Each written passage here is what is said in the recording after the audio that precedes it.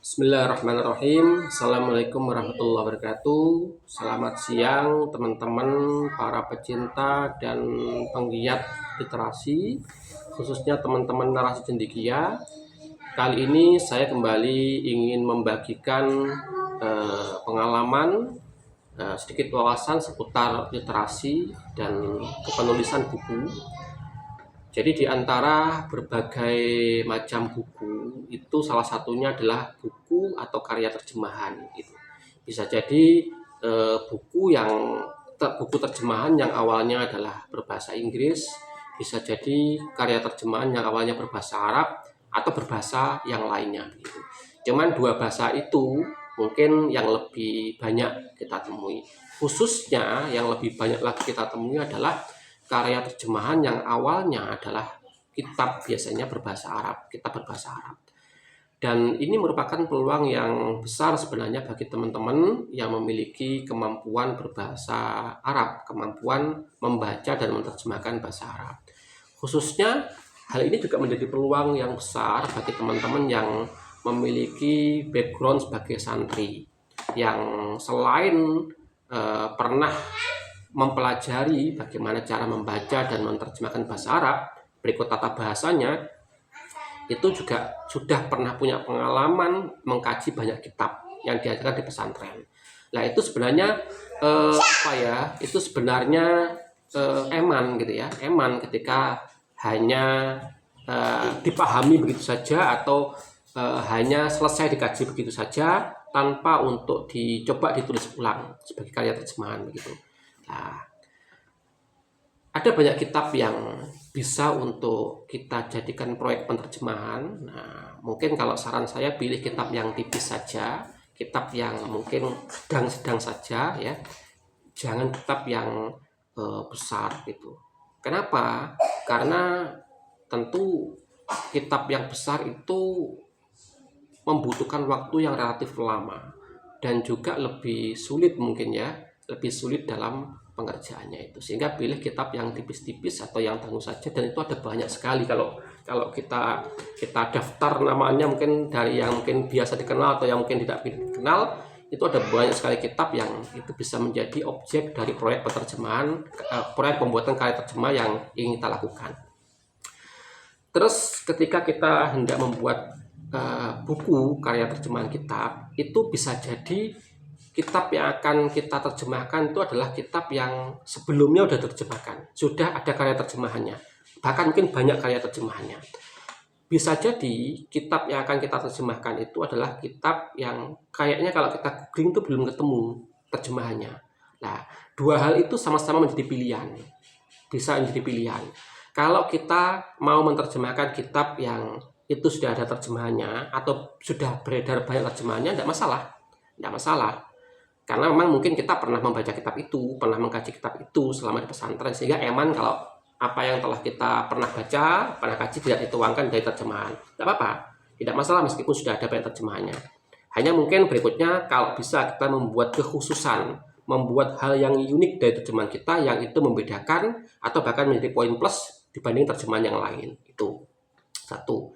Yang kedua adalah terjemahan dari kitab yang barangkali kita googling belum ketemu terjemahannya. Ini pun juga hal yang bagus. Berarti kan kita punya kontribusi untuk menerjemahkan kitab yang belum ada terjemahannya sehingga bisa dinikmati oleh pembaca yang barangkali kesulitan dalam membaca teks aslinya. Nah itu terus membuat karya terjemahan, membuat buku karya terjemahan ini sebenarnya memiliki poin plus atau mungkin sedikit kemudahan dibandingkan dengan membuat karya buku pada umumnya gitu kan. Kemudahannya apa? Tapi tentu asalkan kita memahami bahasa Arab ya, memiliki dasar bahasa Arab. Kemudahannya adalah kita tidak membuat ide atau membuat tulisan itu dari awal, tidak kemudian menyusunnya dari awal. Kenapa? Karena sudah ada teksnya, sudah ada kitabnya, yang itu ada pengarangnya, ya, ulama tertentu pengarangnya. Kita hanya kemudian menerjemahkannya saja. Berbeda dengan buku umumnya yang kita itu kan membuat idenya dulu, menyusunnya dan sebagainya gitu kan. Nah, sehingga kita hanya menerjemahkannya saja atau bahkan kemudian memberikan keterangan dari teks dari karya yang sudah ada gitu. Nah, dan kita nanti posisinya memang berbedanya dan buku lainnya adalah posisi kita adalah sebagai eh, penterjemah gitu. Jadi pada karya buku yang nanti diterbitkan itu kita bukan di situ bukan penulis, bukan. Karena kitab tadi udah ditulis, ada pengarangnya, kita adalah penerjemah gitu kan. Dan sama, buku itu sama-sama bisa diterbitkan, bisa diterbitkan sehingga ada ISBN-nya, dan kita pun juga sama-sama diakui hak ciptanya. Bukan hak cipta atas kitab itu, bukan, tapi hak cipta akan terjemahan kitab itu. Nah, gitu. Itu terus berikutnya adalah bahwa kalau kita lihat pada buku-buku terjemahan itu ada setidaknya 3 macam ya, 3 macam yang itu bisa kita pilih salah satunya. Jenis pertama adalah terjemahan yang menerjemahkan teks Indonesia saja tanpa mencantumkan lagi teks Arabnya ya. Menerjemahkan teks Indonesianya saja, tidak ada teks Arabnya. Ada yang seperti itu. Ada juga pola terjemahan itu yang kemudian mencantumkan teks Arabnya dengan penyajian ada berapa baris teks Arab gitu kan, atau satu bab, mungkin satu subbab teks Arab, kemudian berikutnya terjemahannya bahasa Indonesianya, kemudian teks Arab lagi terjemahannya. Ada yang jenis seperti itu. Jenis yang ketiga adalah biasanya berbentuk seperti tabel begitu, yang sebelah kiri itu adalah teks Arabnya, kemudian yang sebelah kanan itu adalah terjemahannya gitu kan. Nah, itu 3 jenis dari model buku karya terjemahan yang silakan bisa dipilih yang manapun yang disukai atau dimaui begitu. Ada di antara jenis terjemahan itu pula ada juga yang kemudian menambahkan keterangan tambahan, menambahkan keterangan atau uraian tambahan yang terkadang ya cukup panjang atau mungkin cuma singkat. Itu pun juga menjadi pilihan yang bisa untuk dipilih gitu kan, sesuai dengan kapasitas kita gitu.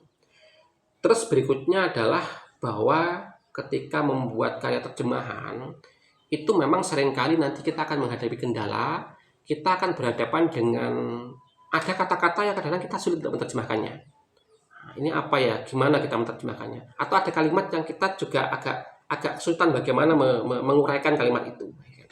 Itu hal yang lumrah akan dialami. Bagaimana kemudian mengatasi itu? Salah satunya adalah bahwa hari ini itu kita telah termudahkan dengan banyak sarana ya, kamus dan sebagainya. Bahkan banyak di antara kamus itu yang bisa kita akses secara online berupa aplikasi. Nah, sehingga kita tidak perlu harus punya kamusnya ya. Kita cukup kemudian menggunakan aplikasi itu ya, ada banyak kamus yang bisa diakses di situ, dan itu bisa sangat membantu kita dalam menerjemahkan kata-kata tertentu yang kita mungkin kesulitan gitu kan, atau lupa gitu.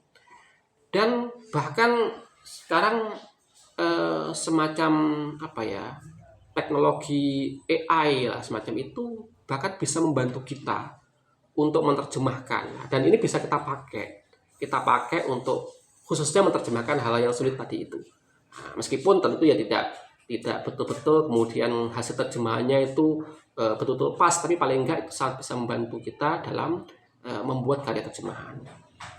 Saya sendiri saat ini mencoba untuk ada satu buku yang saya coba untuk kerjakan yang merupakan karya terjemahan. Yang saya pilih itu adalah terjemahan kitab Fathul Karim Al-Mannan gitu kan.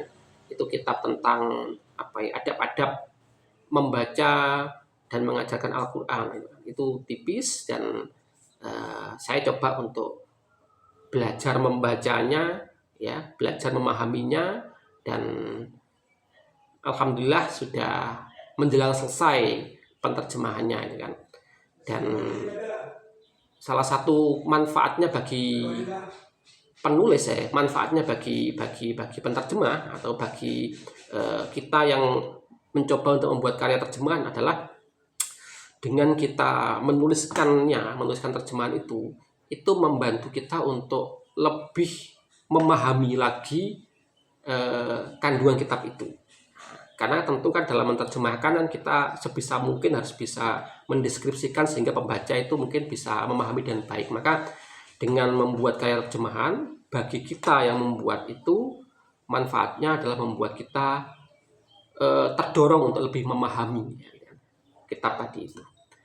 Itu barangkali semoga apa yang saya bagikan pada kesempatan kali ini bisa menjadi tambahan wawasan bagi teman-teman untuk berkarya literasi dan memotivasi bagi teman-teman yang memiliki kapasitas dalam hal itu untuk mencoba membuat karya berbentuk terjemahan. Terima kasih. Assalamualaikum warahmatullahi wabarakatuh.